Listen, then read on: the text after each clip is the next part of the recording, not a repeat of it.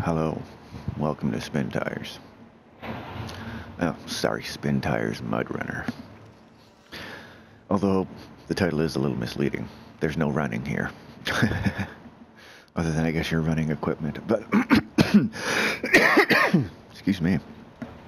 But anyway, as the title of this video implies, this is Spintires and Chill. Not prone to histrionics or dramatics, and kind of tired, so it's going to be a pretty chill gameplay.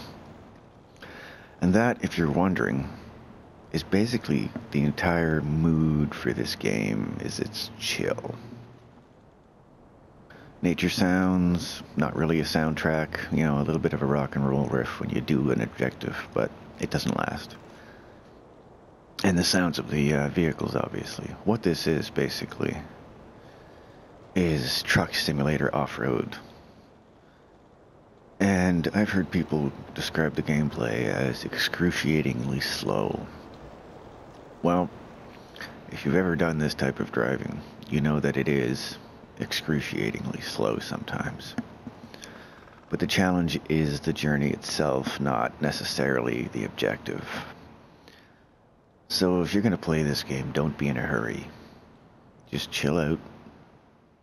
Enjoy watching the game do its thing.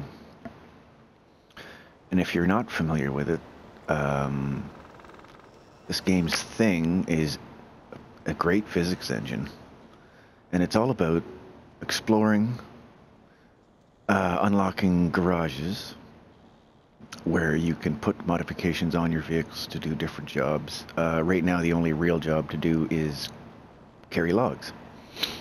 And part of completing a map is taking logs from a pickup point to a drop-off point. Sounds simple. And you might be bored until you fail a couple times and realize, oh, I see. The challenge ramps up a little bit. But anyway, I'm going to stop talking now while I start my truck. I'm not going to do this video in silence because that might be a little hard to watch. But as you'll see, in advanced, we have a spare wheel, which I can use to repair. You can see it mounted to the back of my cab. I have a crane. Hold on. There's a first-person view, so there you go. Alright, so in order to operate the crane safely, I have to put out my anchors. Then I can operate the crane.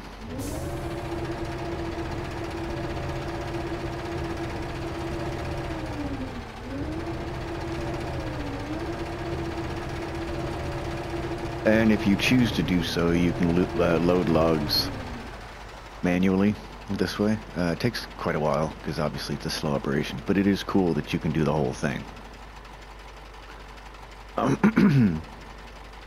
And one really neat thing, and it's one of those games like, you know, like GTA, where if you wonder, I wonder if I can do this. One of those moments I had was driving along the side of a steep hill in order to get to a drop-off point. And my truck just about tipped over. And I was like, I don't know if I can make this, right? So what I did was I put the crane out to the right-hand side, and it counterbalanced the truck. And I made it. And the physics engine is good enough that helped. Oh, I'll turn my lights on. Actually, I'll turn them off so you can see. The camera is a little bit wonky. It takes a bit to get used to, but once you kind of figure out that the camera's not for going fast, it's for keeping an eye on your vehicle from various angles, to see if your load's tipping, to see if you're caught up on a rock. Because this game is about off-roading. And it's got a... Okay, there's... Yeah.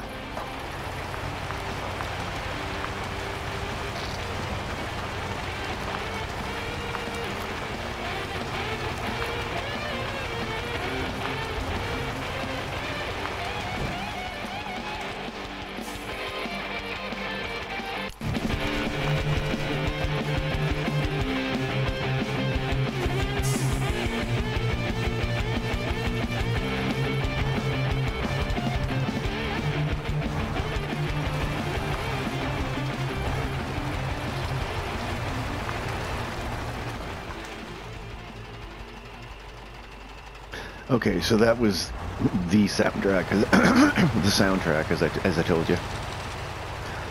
It plays a little riff when you do something, makes you feel cool, and then it goes away. Thankfully, because it's really not that great. No offense to the band or anything, it's just not my kind of thing. I do like metal, but not necessarily that. Anyway.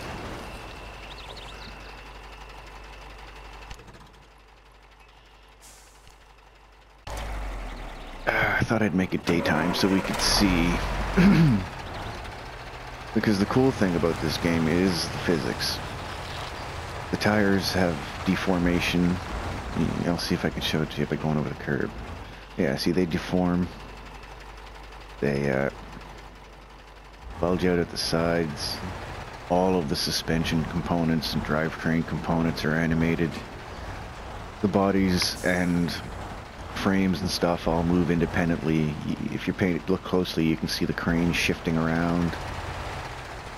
Your load will shift around and sway, and makes it difficult sometimes.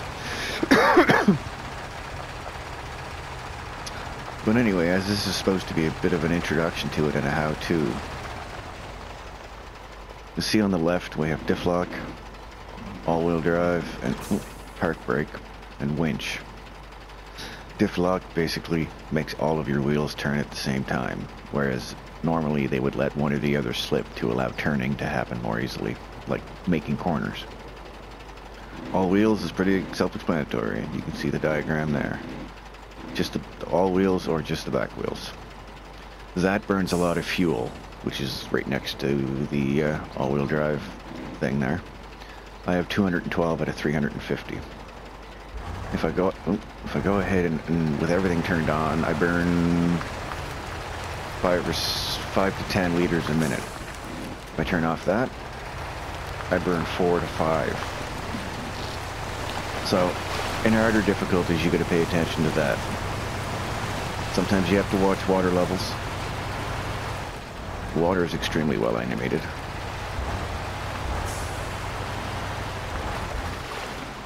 One good tip, if you're on smooth surfaces, click in the right stick and shift into automatic. And it'll just tootle along and get faster, and you can watch it shift there. Problem is, in really rough country, it'll pause when it shifts because it has no momentum, like in this mud here. See how it kind of hesitates? That can be a real pain in the ass when you're trying to off-road. So I recommend clicking the right stick, go into 1. 1 has 3 positions, so basically 1 first, second, and third, and then high. You want to lock it up in low 1, and then drive, and your speed will be constant. And I'm gonna get lost. Where am I going? Okay, I gotta stay on the road. So anyway, so that's a handy tip for, you know, ease of control. Another thing you should know is that when you turn the wheel, it doesn't snap back into place. It takes a realistic amount of time to come back into place. So at first you're going to find yourself oversteering and weaving back and forth like a drunk person. You'll get used to it. It's another reason that it's handy to have the view slightly off to one side so that you can track your front tires. Objects that interrupt the camera's line of sight go transparent, so you're never really blind. Although at night in thick woods, it can be pretty hard to see what the hell you're doing.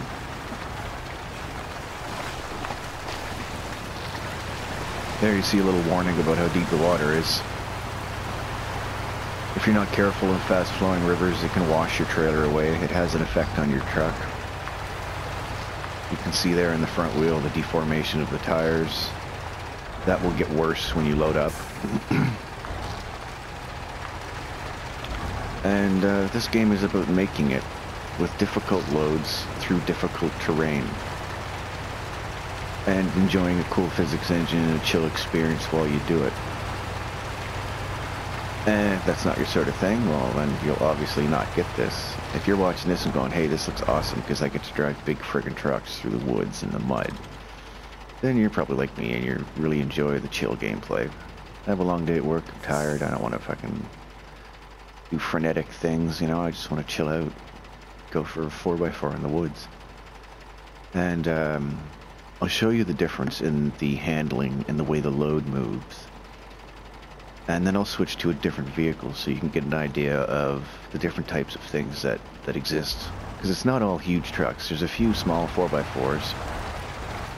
And there's a few trucks that are way bigger than this one. And they're freaking cool. A lot of them I haven't unlocked yet, so I might not be able to show them to you.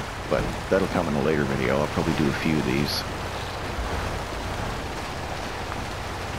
So you can load things the easy way, in casual mode, by just pulling into the log station, hitting up on the D-pad till you highlight that, and you pick the right size logs for the equipment you're using.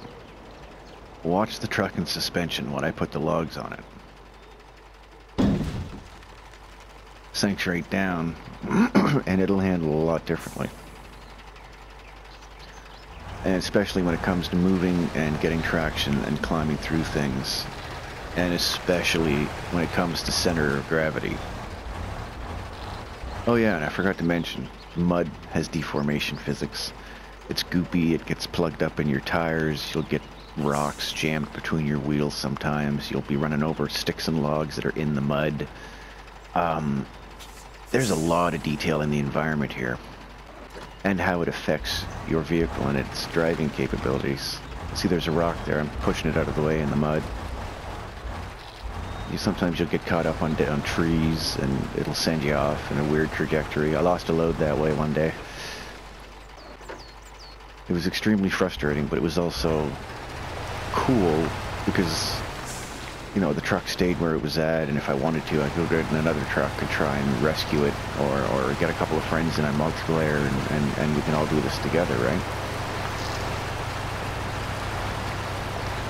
So I'll show the difference in the load and vehicle handling a little bit, and then I'll go to a smaller vehicle. You can see how it's really leaning over there.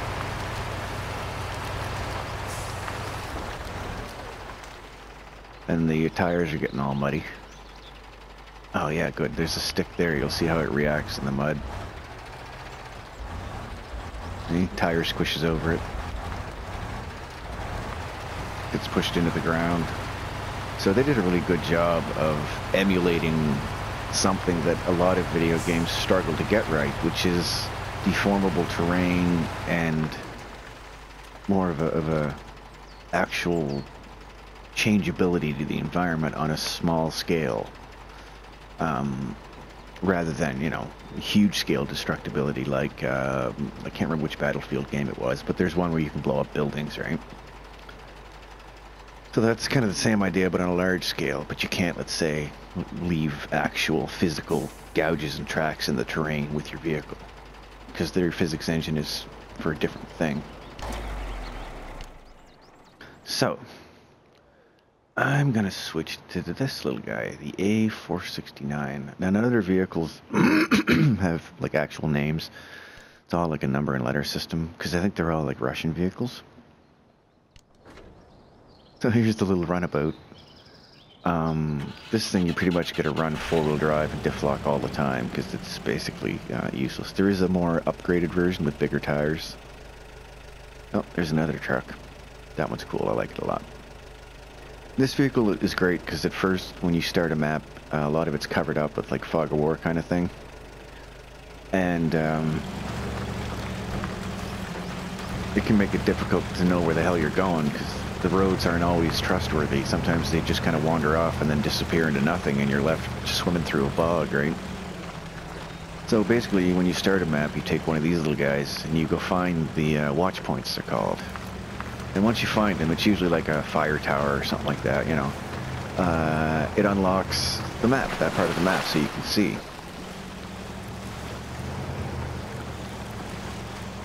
And then you'll take a truck and with a garage trailer and get garage points, and you can drive to the garages scattered about the map. Like this one, there's one over here. And you unlock them, and then it gives you different points where you can pull gear in and get different vehicles if you need them. This is the log station where I stop my truck. Let's see, there's a log kiosk is where you manually load logs, and a log station is where you can automatically load them. Fuel stations are important because you can run out of fuel. Like I said, you got to watch what kind of mode you're using, all-wheel drive, whatever, because it'll eat more fuel. Obviously, with a load, you'll eat more fuel. So, you know, you can carry fuel with certain attachments, and in multiplayer, you can have somebody be a fuel vehicle, and they can carry hundreds of liters. You don't have to worry about it, right? Up to 4-player multiplayer, which is cool. I've tried it a couple times with another person, and I think his game crashed out once. This is the PS4 version, if you're wondering. Once, and it was probably internet connection. Because he's in Denmark and I'm in Canada, so, you know, the internet gets a little dodgy sometimes. But other than that, we had no trouble at all. No weird collision physics between our two vehicles, you know, trying to communicate over the web.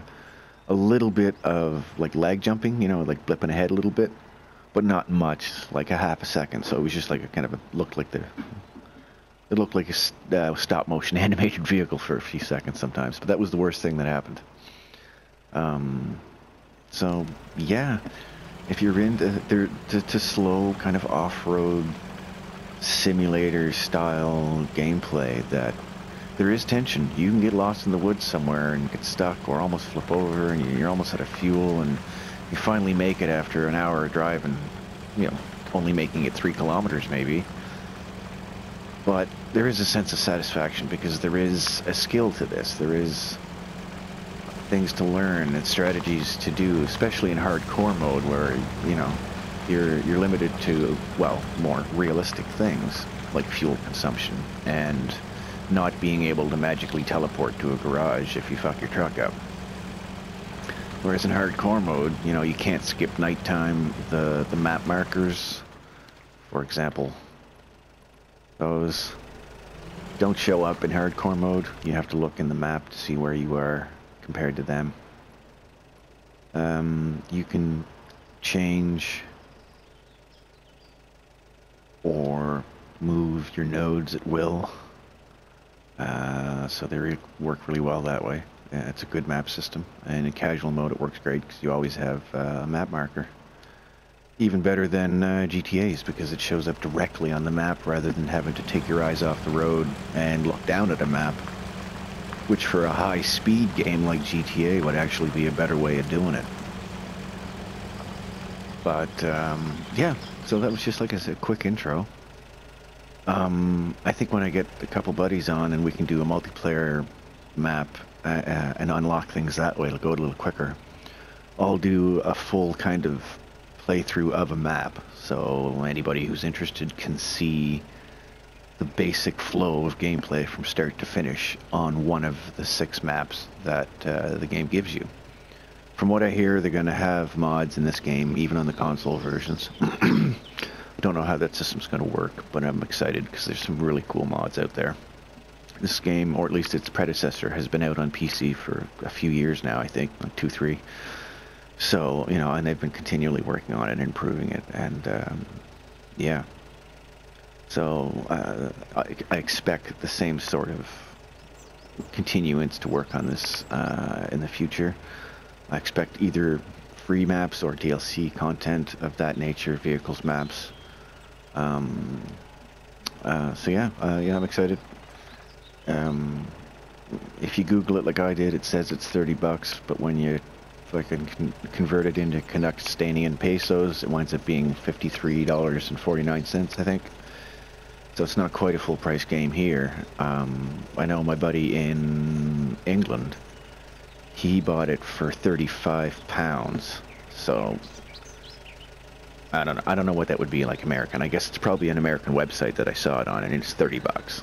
So if you live down in the old USA, you can get this game pretty cheap. Just don't expect a high-speed mud-running game. This isn't about bogging, and this isn't about rock bouncing. Although I suppose you could. You'd smash the shit out of your vehicle, though. You know, it's not about Baja racing. It's about slow, first gear, mudding, and crawling. If you like that, you'll probably love this.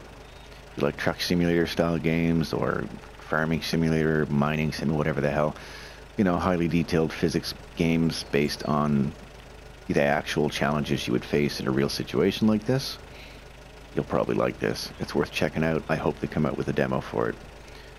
Anyway, that's it for me. I'll see you when I do the multiplayer playthrough of a map. So hopefully that can happen soon, and I can pump out another video. Yeah. So have a good one. Catch you later.